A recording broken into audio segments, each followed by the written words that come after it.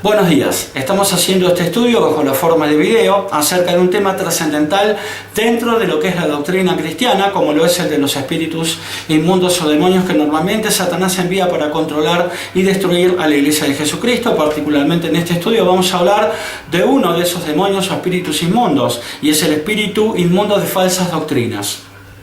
Satanás es mentiroso y padre de mentira, es decir, es el creador de todo argumento que se levanta contra la palabra de Dios. En 1 Timoteo 4:1 se nos dice que los demonios pueden crear doctrinas contrarias, claro está, a la palabra de Dios. Y esto llegará a su clímax, a la cúspide, conforme se vaya acercando el fin de los tiempos. Este video va a aparecer publicado en mi blog, que es un blog cristiano cuya dirección va a aparecer ahora al pie del video en el zócalo, y la dirección es escudriñandolabiblia.blogspot.com.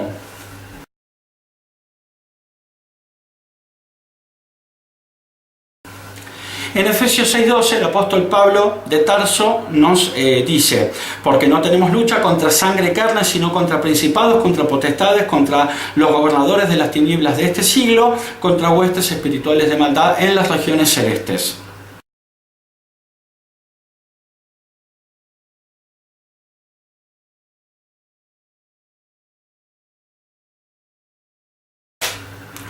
Lo que Pablo nos quiere decir en este pasaje es que nuestra lucha no es contra personas de carne y hueso, sino contra demonios, es decir, contra seres espirituales malignos que responden a Satanás, y que Pablo divide en 4 categorías: principados, potestades, gobernadores de las tinieblas de este siglo y huestes espirituales de maldad en las regiones celestes.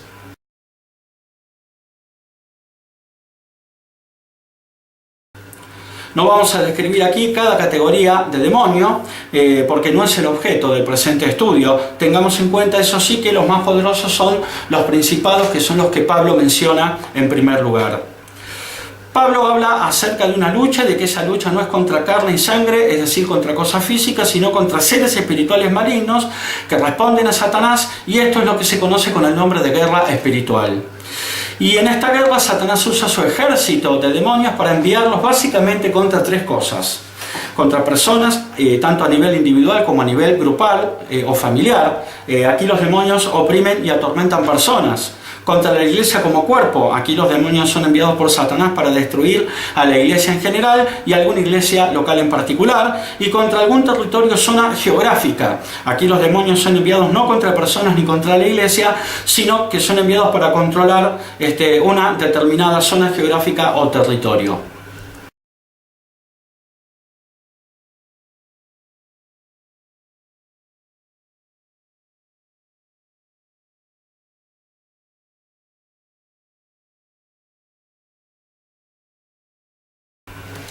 Ejemplos de demonios que Satanás envía contra cada nivel. Demonios enviados contra personas. Podemos citar alcoholismo, tabaquismo, adicción al juego, adicción a las drogas, en general todo tipo de adicciones, lujuria, avaricia, etc., porque hay más. Demonios enviados contra la iglesia, los clásicos: crítica, acusación, murmuración, enjuiciamiento, falta de perdón, falsas doctrinas, etc., porque hay más también. Y demonios enviados para controlar un territorio: narcotráfico, aborto, violencia y muchos más. Hay demonios que Satanás envía contra una persona y también para controlar un territorio. Puede ser el caso de alcoholismo, tabaquismo, lujuria, aborto, etc. Satanás puede enviar, por ejemplo, un demonio de lujuria y adulterio contra una persona o familia, un grupo familiar, y también puede asignar este mismo demonio para controlar un territorio o área geográfica donde, por ejemplo, predominan los prostíbulos. Aquí la guerra espiritual debe librarse tanto a nivel personal o individual como a nivel territorial. Los que son particularmente especiales son los espíritus inmundos o demonios que Satanás envía para destruir a la iglesia. El objeto o el objetivo de estos demonios no es controlar y destruir una persona o controlar un determinado territorio o zona geográfica, sino que el objetivo de estos demonios es controlar y destruir a la iglesia en general, como cuerpo de Cristo, y alguna iglesia local en particular. Por ejemplo, espíritus inmundos de murmuración, acusación, falta de perdón o falsas doctrinas, si bien terminan controlando el comportamiento de sus miembros, están desencadenados a priori y en principio en contra de la iglesia y no contra las personas. La guerra de Satanás es aquí puntualmente contra la iglesia. Los espíritus inmundos o demonios que normalmente Satanás envía para destruir a la iglesia son espíritu de crítica y acusación, murmuración, falta de perdón, enjuiciamiento, el espíritu inmundo de Jezabel, Absalón, estupor y letargo, religiosidad, legalismo, confusión, error religioso, falsas doctrinas, el espíritu inmundo del fariseo, el espíritu inmundo de Grecia, el espíritu inmundo de Anticristo, el de Madián, el de avaricia, también llamado Mamón, y el espíritu inmundo de Nabucodonosor. De todos estos espíritus, el presente estudio se centrará en el espíritu inmundo de falsas doctrinas.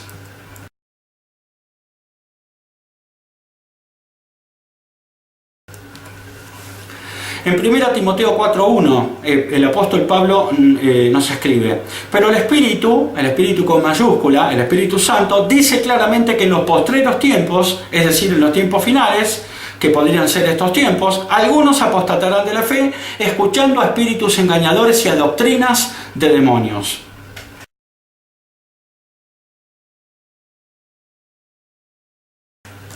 Según este versículo que acabamos de leer, los demonios pueden crear doctrinas, porque Pablo dice doctrinas de demonios. Es decir, doctrinas que obviamente al ser elaboradas por demonios son contrarias a la palabra de Dios, y esto llegará a su clímax conforme se vaya acercando el fin de los tiempos. ¿Qué es una doctrina? Una doctrina puede ser definida en líneas generales como el conjunto de ideas, enseñanzas o principios básicos defendidos por un movimiento religioso, ideológico, político o de otra índole. La doctrina bíblica entonces puede ser definida como el conjunto de ideas, enseñanzas o principios emanados de Dios y transmitidos por Él a la humanidad a través de reyes, profetas, su Hijo Jesucristo y los apóstoles. Por ejemplo, en Hebreos 1:1 al 2 podemos leer: Dios, habiendo hablado muchas veces y de muchas maneras en otro tiempo a los padres por los profetas, en estos postreros días nos ha hablado por el Hijo, a quien constituyó heredero de todo y por quien asimismo hizo el universo.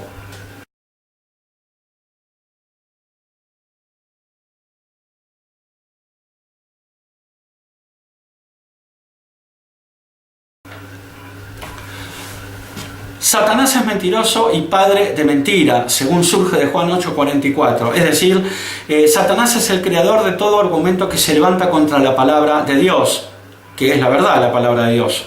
El diablo es el autor intelectual de todas las ideologías y corrientes de pensamiento que conducen casi siempre al ateísmo, y es el autor intelectual de todas las religiones falsas que fomentan una fe que nos salva. Cuando Satanás no puede lograr que los hombres se distraigan con sus mentiras, es decir, ideologías y corrientes de pensamiento que conducen al ateísmo, y con religiones falsas que fomentan una fe que nos salva, entonces Satanás tratará de infiltrar el verdadero evangelio de Cristo creando doctrinas de demonios.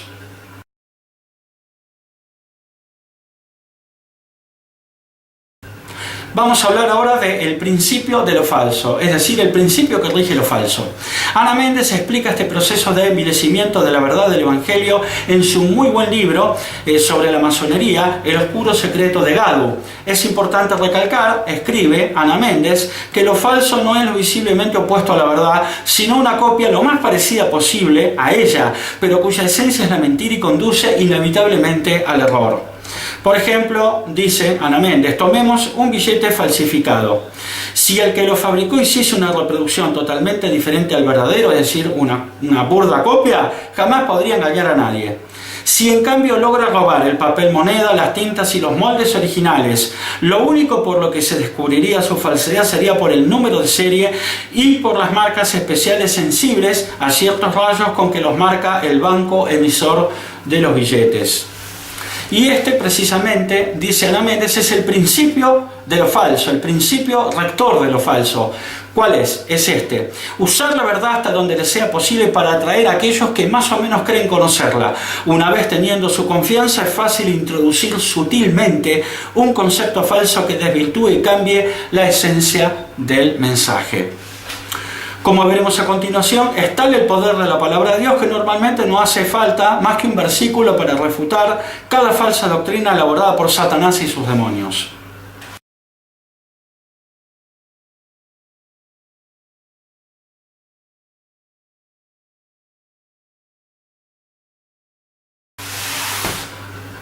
Vamos a ver ahora algunos ejemplos prácticos de falsas doctrinas. La primera que vamos a ver es: Caín es el hijo del diablo. En mi largo peregrinar a través de la web, de internet, sobre todo al principio de mi aventura, hace ya largamente más de 10 años, buscando información para estudiar y comprender la Biblia, he leído las más disparatadas doctrinas. Una de ellas sostiene que la serpiente, en verdad Satanás, no solo convenció a Eva de comer el fruto del árbol prohibido de la ciencia del bien y del mal, sino que además tuvo relaciones sexuales con ella, con lo cual Caín literalmente sería hijo de Satanás, conforme a esta doctrina disparatada. Esto está claramente refutado por el siguiente versículo de la Biblia. En Génesis 4:1 podemos leer: conoció Adán a su mujer Eva, la cual concibió y dio a luz a Caín, y dijo: por voluntad de Jehová he adquirido varón.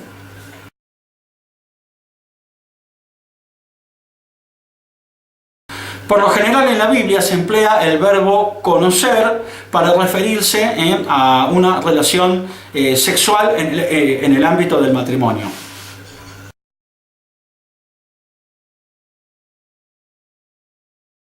Otro ejemplo de doctrina falsa es la doctrina de la reencarnación. Este error ha llegado a afectar aún a algunos cristianos. Esta doctrina dice que los hombres mueren y reencarnan una y otra vez hasta que su alma se perfecciona y no reencarna más, al haber ido abandonando vida tras vida las pasiones carnales. En primer lugar, si esto fuera cierto, teniendo en cuenta que los hombres han venido reencarnando desde el principio una y otra vez, debiéramos estar viviendo en un mundo sublime. Pero la realidad muestra que el mundo de hoy, como nunca, está dominado por las pasiones carnales, la avaricia y la insolidaridad, entre otras tragedias. O sea que esta doctrina se cae sola, la doctrina de la reencarnación se cae sola, simplemente aplicando el sentido común. En segundo lugar, la Biblia expone la falsedad de la doctrina de la reencarnación al decir en Hebreos 9:27 lo siguiente: y de la manera que está establecido para los hombres que mueran una sola vez, y después de esto el juicio.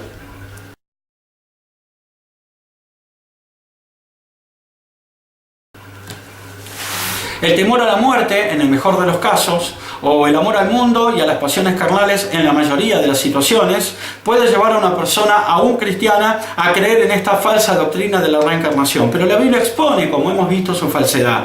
Creer que para llegar al cielo solo hay que reencarnar una X cantidad de veces nos lleva a preguntarnos entonces, ¿para qué murió Cristo en la cruz?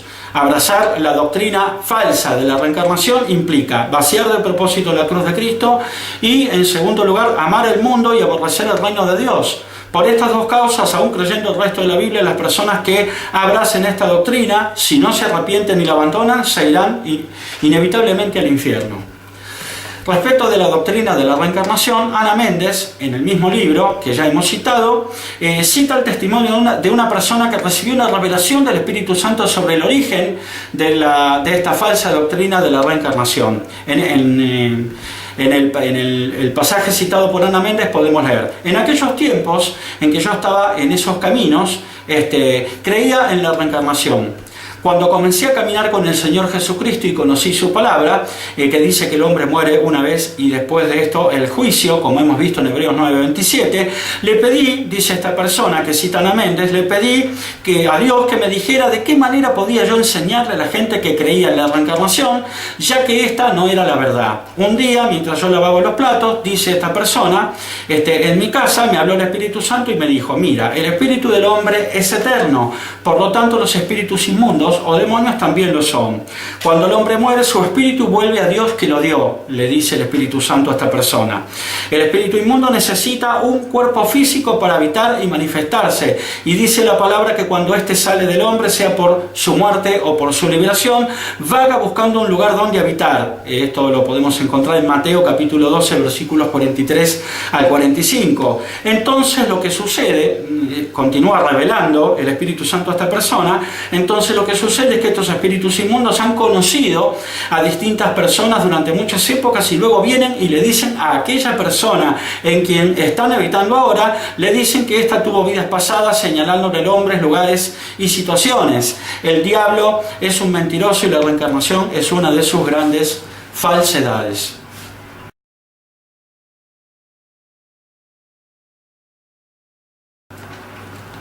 Otro ejemplo de falsas doctrinas es el evangelio adulterado. Algunas falsas doctrinas son, como hemos visto, bastante burdas. Otras, en cambio, son más bien sutiles. Dentro de estas últimas incluyen los intentos de Satanás por pervertir el evangelio verdadero.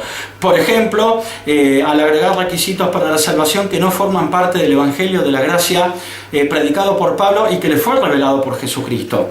En Efesios 2:8 al 9, el apóstol Pablo nos escribió: porque por gracia sois salvos por medio de la fe, y esto no de vosotros, pues es don de Dios, no por obras para que nadie se gloríe.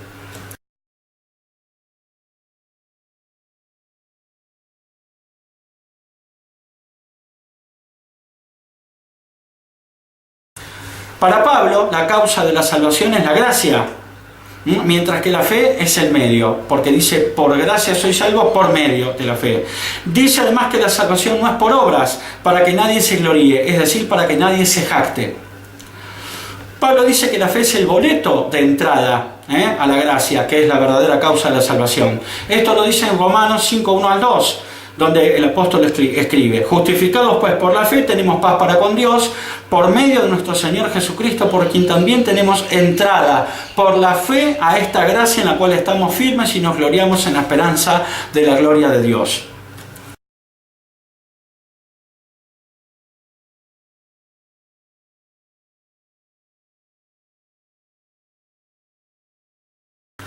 El evangelio predicado por Pablo es un evangelio, para resumirlo, de gracia más fe.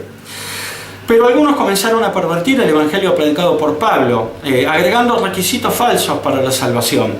En Hechos 15:5 podemos leer: pero algunas de las sectas de los fariseos que habían creído se levantaron diciendo, es necesario circuncidarlos y mandarles que guarden la ley de Moisés.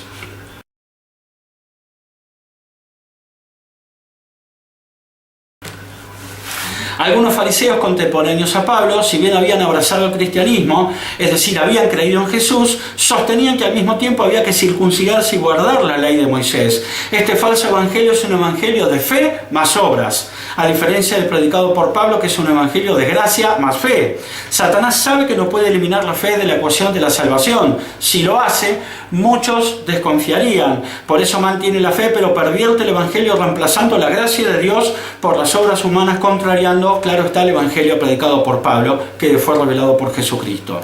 Al suplantarse el evangelio de Pablo, que es gracia más fe, por el falso evangelio de la fe más obras, se activa la siguiente maldición con la que Pablo blindó su evangelio. En Gálatas 1:7 al 9, el apóstol Pablo escribe: no que haya otros, sino que algunos que os perturban y quieren pervertir el evangelio de Cristo. Mas si aún nosotros, a un ángel del cielo, os anunciare otro evangelio diferente del que os hemos anunciado, sea anatema. Como antes hemos dicho, también ahora lo repito: si alguno os predica diferente evangelio del que habéis recibido, sea anatema.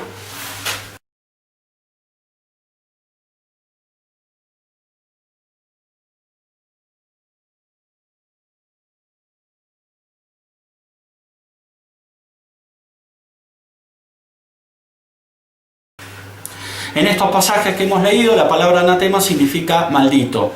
Te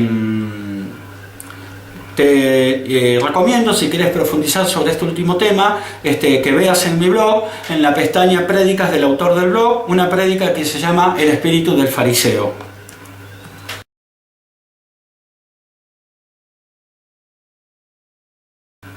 Otro ejemplo de falsa doctrina es lo que se conoce con el nombre de doctrina luciferina. El clímax de 1 Timoteo 4:1 lo veremos cuando en pleno gobierno del anticristo se propague la doctrina luciferina. Jack Kelly, el reconocido ensayista bíblico norteamericano, ya fallecido lamentablemente, explica esto maravillosamente bien. Él dice: hay una creencia que siempre ha circulado y es tan antigua como la humanidad, pero que en los últimos días llegará a ser una religión que engañará a casi todas las personas. Esta se llama la doctrina luciferina, dice Jack Kelly, sustentada por los masones. Y el entenderla nos ayudará a explicar por qué el mundo no se vuelve a su creador en ese momento, el cual es el peor momento de toda la historia humana. La doctrina luciferina se llama así, por supuesto, por Lucifer, dice Jack Kelly, un nombre en latín que significa el portador de luz. Esta doctrina sostiene que Lucifer es el ángel de luz, el buen tipo que está tratando de iluminar a la gente del mundo para prepararla para la evolución espiritual necesaria que traerá la paz a toda la humanidad. Según esta doctrina luciferina, nuestra evolución física ha terminado y todo lo que necesitamos hacer a partir de ahora es librarnos de las ataduras del pensamiento o de la concepción judeo-cristiana para poder completar nuestra evolución espiritual y así entrar en la tan ansiada y esperada era utópica. Y este es uno de los pilares de la esencia de la nueva era. Pero Lucifer está siendo obstaculizado, dice esta doctrina, por el malo de Adonai, que en hebreo significa el Señor, quien junto con sus seguidores, o sea nosotros, está trabajando para frustrar el gran plan de Lucifer, previniendo de manera efectiva nuestra evolución espiritual. Para que la humanidad pueda llegar a esa utopía, todas las personas que insisten en aferrarse a su obsoleta concepción judeo-cristiana, a su fe judeo-cristiana, tienen que ser lisa y llanamente eliminadas.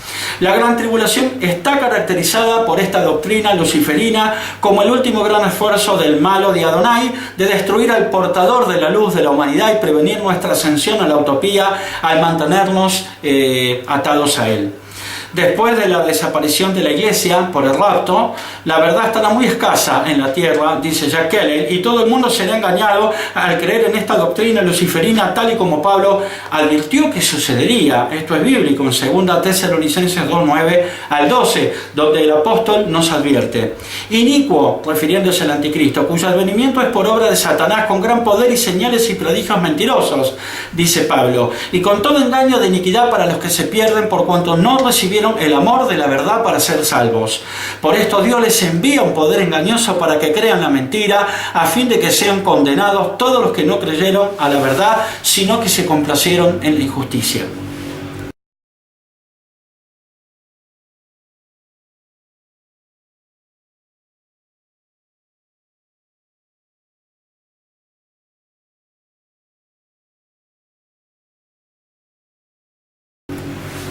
Así que naturalmente, al creer que el Señor es el tipo malo, todas estas personas adorarán a Lucifer con más intensidad, esperando que sea él quien prevalezca, es decir, el diablo, y ponga fin a sus sufrimientos.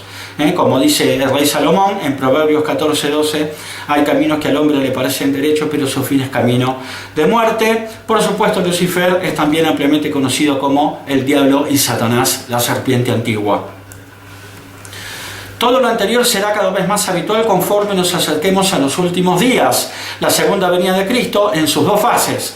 El rapto de la iglesia y su segunda venida propiamente dicha al final de los 7 años de tribulación será precedida por una mayor dosis de satanismo, espiritismo, ocultismo, posesión de espíritus malos y engaño demoníaco en el mundo y en la iglesia. La única garantía de no caer en el engaño es la absoluta fidelidad a Dios y a su palabra. En 2 de Pedro 1:19 podemos leer, el apóstol Pedro nos escribe: tenemos también la palabra profética más segura, a la cual hacéis bien en estar atentos como a una antorcha que alumbra en lugar oscuro hasta que el día esclarezca y el lucero de la mañana salga en vuestros corazones.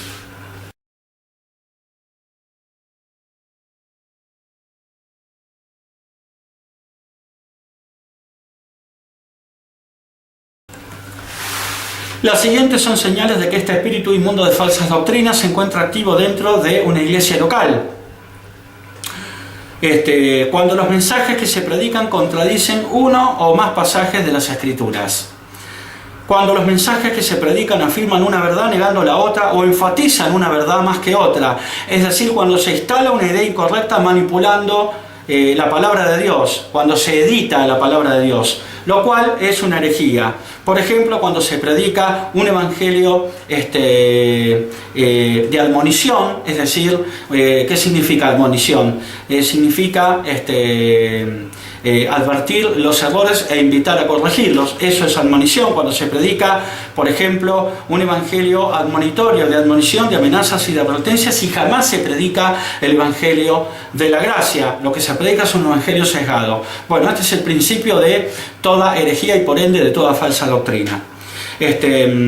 Cuando los mensajes que se predican están basados en la Biblia, pero incluyen ideas, conceptos o frases seculares equiparando el conocimiento del mundo a la palabra de Dios escrita, cuando no se predica el Evangelio de la Gracia predicado por Pablo, o se predica distorsionado, por ejemplo cuando se agregan requisitos para la salvación que exceden al concepto de gracia más fe expuesto por Pablo, cuando se insinúa que existen otros caminos para llegar al cielo además de Jesucristo, y en general toda idea que minimiza, menosprecia o vacía de propósito la cruz de Cristo.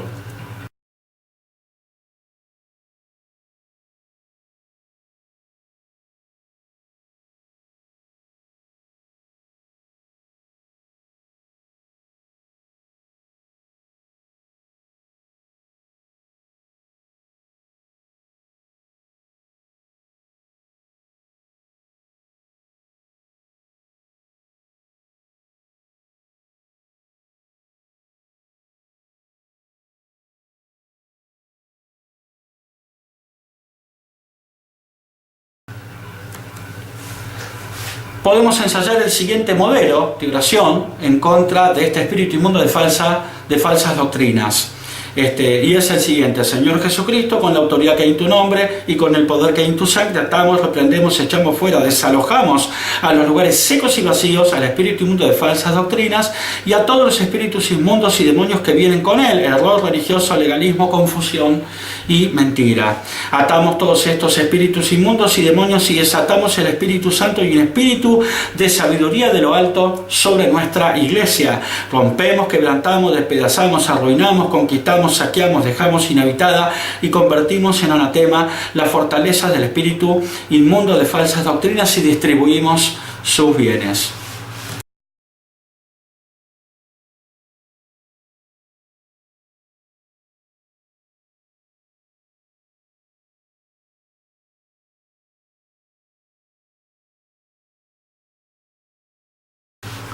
¿Qué significa convertir en anatema, expresión que hemos utilizado en el modelo de oración que hemos presentado? Bueno, convertir en anatema significa consagrar para Dios el lugar donde existía la fortaleza que hemos destruido, para que nada más contrario a Dios pueda ser construido, levantado, edificado y erigido en ese lugar.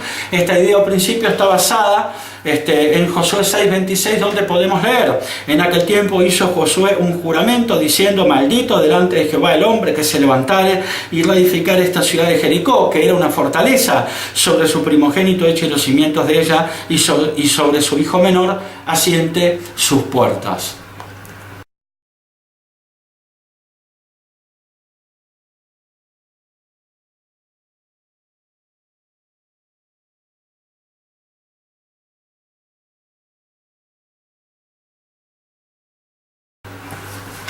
Bueno, llegamos al final de este breve estudio bajo la forma de video. Espero que les haya gustado y que resulte de bendición para todos aquellos que lo terminen viendo.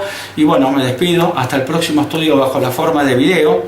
Dios los bendiga. Amén.